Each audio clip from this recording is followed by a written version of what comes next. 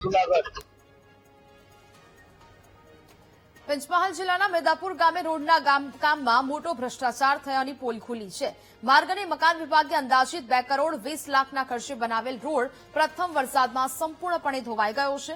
માત્ર 2 મહિના પહેલા જ બનાવાયેલા રોડ, નાળા અને બ્રિજની કામગીરીની પ્રથમ વરસાદમાં પોલ ખુલી ગઈ છે.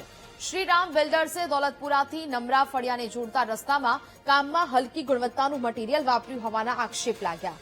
સામાન્ય વરસાદમાં જ ડામર ધોવાઈ ગયો છે.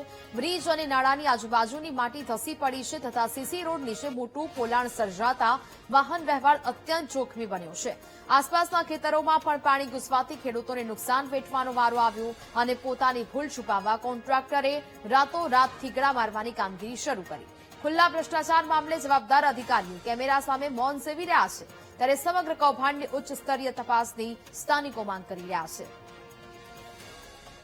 આ દોલતપુરાથી નમળા ફરિયાનો જે ડમર રોડ થયેલો છે, જે હાલ જો શરૂઆત તો ચોમાસાની હવડે થાય છે.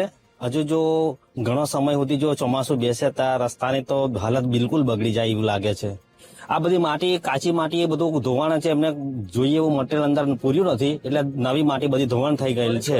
એટલે હું કે નાળાની આજુબાજુ જોઈએ એવું એમને બી કાળજી નથી લીધી, એટલે નાળા જે જોઈએ પૂરતી પોચી માટી, એટલે બધા નાળા વજનથી બેસી ગયા માટીથી. આ રોડ દોલતપુરાથી નમરા ફરિયાનો બનાવેલો છે. હાલમાં દોઢેક મહિના પહેલાનો બનાવેલો છે. અત્યારે લગભગ 1.5 થી 2 કરોડ ના ખર્ચે બનાવેલો રોડ છે અને હાલના 6 થી 7 નાળા નાખેલા છે. નાળાની હાલત હાલમાં એક્સિડન્ટ થાય ને ગંભીર અકસ્માત થાય એવી પોઝિશનમાં આવી રહેલું છે.